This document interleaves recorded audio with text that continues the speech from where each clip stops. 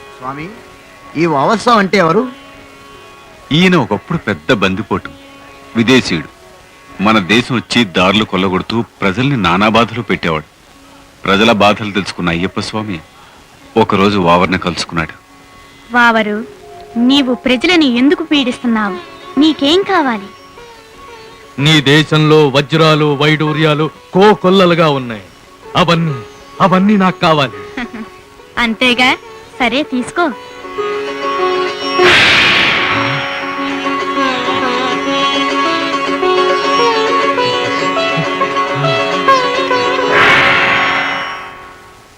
ఏమిటిది? ఏమిటి మాయ? ఇదే కాదు, ఈ జగత్తంతా మాయ, అంతా మట్టి కావలసిందే. చూడు, చనిపోయాక నీ శరీరం కూడా ఇలా మట్టిలో కలిసిపోతుంది. ఈ మాత్రానికెందుకు నాయనా ఇతరులను పీడించటం, ఇంత దురాశ? స్వామి, క్షమించు స్వామి. అజ్ఞానంతో చేసిన తప్పుల్ని క్షమించు స్వామి. విదేశీయుడై ఉండి మన వేదాంతాన్ని జీర్ణించుకున్న జ్ఞాని అయిన వావర్ స్వామిని నన్ను దర్శించడానికి వచ్చిన భక్తులందరూ ముందుగా నిన్ను దర్శించుకుంటారని అయ్యప్ప స్వామి వరమిచ్చాడు.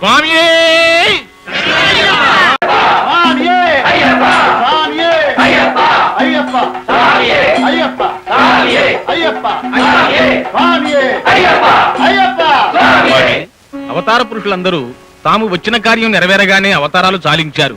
కాని అయ్యప్ప మాత్రం మహిష సంహారం తరువాత తాను ఇక్కడే ఉంటానని, తనకు ఆలయాన్ని నిర్మించమని ఎందుకు అడిగినట్లు? మంచి ప్రశ్న. అయ్యప్ప స్వామి తపస్సుకు వెళ్తుండగా రామనామ సంకీర్తన చేసుకుంటున్న ఒక వృద్ధుడు కనిపించాడు. శ్రీరామ జయ రామ జయ జయ రామ, శ్రీరామ జయ రామ జయ జయ రామ, శ్రీరామ జయ రామ జయ జయ రామ, శ్రీరామ జయ రామ జయ జయ రామ, శ్రీరామ జయ రామ జయ జయ రామ, శ్రీరామ జయ రామ జయ జయ రామ, హనుమా, శ్రీరామ జయ రామ. స్వామి,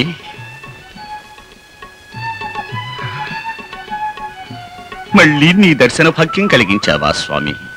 నామజపం చేస్తూ ఎవరి కొరకి నిరీక్షణ? సర్వాంతర్యామివైన నీ కొరకే ఆనాడు కురుక్షేత్రంలో శ్రీకృష్ణ పరమాత్మ ఉభయ సేనల నడుమ రథము నిలిపి అర్జునునకు గీతోపదేశం గావించాడు.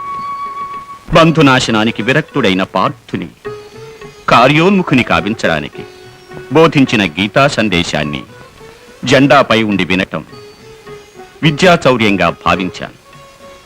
మన్నించమని మాధవుని శరణు వేడాను. నీవు వింటున్న సంగతి నాకు తెలుసు. గీతలో నిగూఢమైన రాజ కర్మ భక్తి జ్ఞానయోగాలు జనులు ఆచరించేటట్టు చెయ్యి అని వాసుదేవుడు నన్ను ఆదేశించాడు. నేను కూడా యథాశక్తి శ్రీకృష్ణుని ఆజ్ఞను ఆచరణలో పెట్టాను. ప్రభు, గీతాకల్పతరు ప్రసాదించిన ఈ అమృత ఫలాలు విద్వాంసులకి పండితులకు మాత్రమే లభ్యమవుతున్నాయి. సామాన్య మానవులు కూడా గీతామృతాన్ని ఆస్వాదించగలిగిన నాడే సీత గీత పుట్టిన ఈ నేల ఆచంద్రార్కం సుఖశాంతులతో విరాజిల్లుతుంది. హరికరనందన, త్రేతాయుగమునందు శ్రీరామ పాదసేవా భాగ్యము, ద్వాపరమందు గీతామృతము పంచు భాగ్యము నాకు లభ్యమయ్యాయి. కాని కలియుగంలో ఈ నరులు నైతిక విలువలు కోల్పోయారు. భక్తి వీడి రక్తికి దాసులై స్వేచ్ఛగా దుష్కర్మలాచరిస్తూ సంచరిస్తున్నారు. చిరంజీవినై ఉన్నది ఈ ఘోరకలిని చూడడానికేనా ప్రభు? కామ క్రోధ లోభ మోహ మదమాశ్చర్యాలకు లోనైన మానవాళిని కర్మయోగం ద్వారా భక్తి మార్గాన్ని నడిపించు ప్రభు. గీతని సర్వజనోపయోగంగా మార్చు. ఆ అదృష్టంతో జీవుల్ని పునీతుల్ని గావించు ప్రభు. హనుమా, నియమాల మాలధారణ ద్వారా నా వ్రతదీక్ష భూని నరులు గీత దాటకుండగా గీత నాచరింపజేస్తాను. గీతను జనయోగంగా మార్చి వారి జన్మలు ధన్యము గావిస్తాను. ధన్యోస్మి స్వామి, ధన్యోస్మి.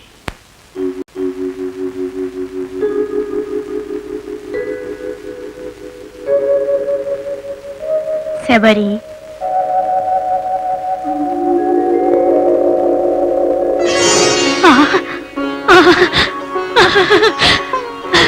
రామా, రామా, కోదండ రామా, ఈ ముగ్ధ మోహనాకారంతో సాక్షాత్కరించావా ప్రభు? భద్రుణ్ణి అనుగ్రహించి నన్ను మరిచి వెళ్ళిపోయావా తండ్రి? రామా, ఆనాడు భద్రుడు భక్తికి మెచ్చి మోక్షము ప్రసాదించి భద్రగిరి మీద వెలిశాను.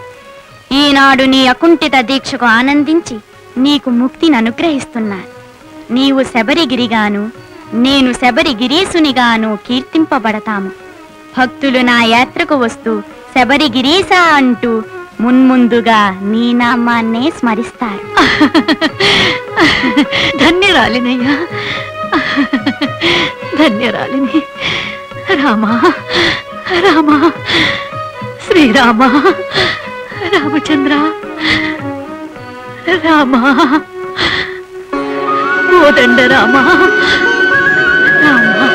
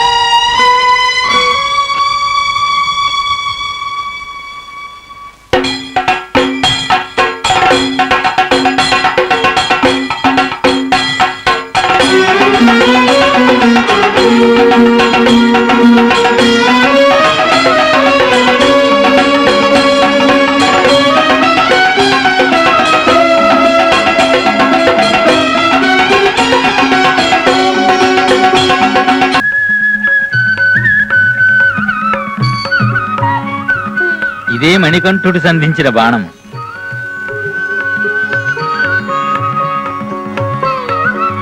దేవశిల్పి, ఆలయ నిర్మాణానికి స్థల నిర్ణయం కావించండి. స్థల నిర్ణయం అయ్యప్ప స్వామియే చేసుకున్నారు. అది చూడండి, అదే శబరిగిరి.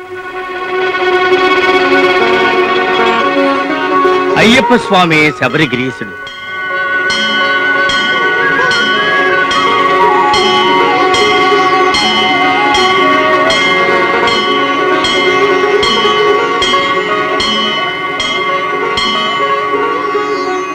విశ్వకర్మ, అయ్యప్ప స్వామి ఆలయాన్ని ఆగమ శాస్త్రోక్తంగా నిర్మించాలి. తమ ఆజ్ఞ, పైగా దైవ కార్యం. భార్గవరామ, దీనికి అర్చకులెవరు? యజుర్వేద విధి విధానంగా స్వామిని అర్చించగల సమర్థులెవరు? ధర్మశాస్త్ర తల్లిదండ్రులైన జగన్మోహిని పరమశివుల ఆలయాలు సృష్టికి అపురూపంగా పవిత్ర గోదావరి తీరాన ఒకదానికొకటి అభిముఖంగా ఉన్నాయి.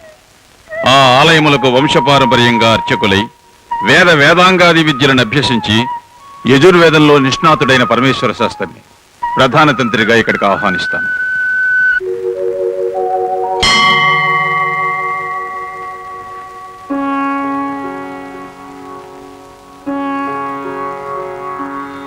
స్వామి జగన్మోహిని కేశవ స్వామి, సాలగ్రామ శిల, స్వయంభూ. వెనుక జగన్మోహిని ఆకారం, ముందు కేశవ స్వామి పురుష రూపం, గదతో హస్తం.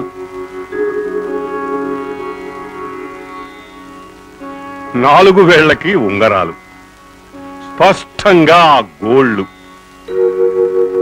కంఠమాల, కంఠం ముడతలు పడినట్లుగా ముడతలు. శ్రీదేవి భూదేవి భార్యలు, రుక్మణి సత్యభామ గరుత్మంతుడు. విష్ణు పాదోద్భవీం గంగా, గంగ విష్ణు పాదమందు సదా ప్రవహిస్తూ ఉంటుంది.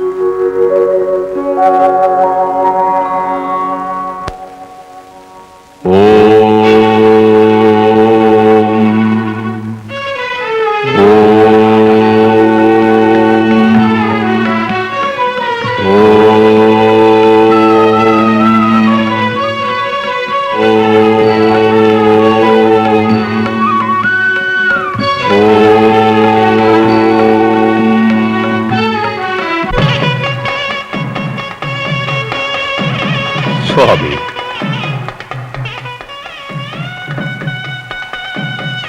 పరమేశ్వర శాస్త్రి, నిన్ను అయ్యప్ప స్వామి ప్రధాన అర్చకుడిగా నియమిస్తున్నాను. మహాప్రసాదం. పరమేశ్వర శాస్త్రి, అయ్యప్ప స్వామికి తంత్రమే ప్రధానంగా అంగన్యాస కరన్యాసాలతో అర్చన జరపాలి. చిత్తం. మూలమంత్రం ఉపదేశిస్తాను. ఓం భ్రూం నమః పరాయ గోప్త్రే నమః. ఓం భ్రూం నమః పరాయ గోప్త్రే నమః. దీనిని అనుసంధానించి తంత్రి అని పిలువబడుతూ స్వామిని ఆరాధించి తరించు. చిత్తం స్వామి.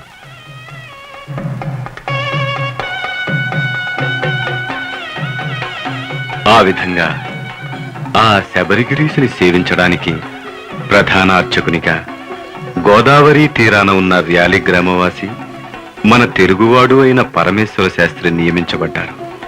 నాటి నుంచి నేటి వరకు ఆ వంశీకులే ప్రధాన తంత్రిగా నియమింపబడుతూ ఉన్నారు.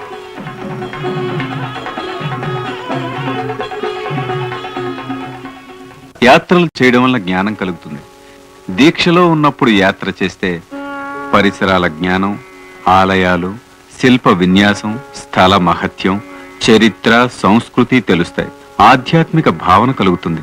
అదే యోగం అంటే జ్ఞానం. జ్ఞానాన్నిచ్చేది కుండలినీ శక్తి.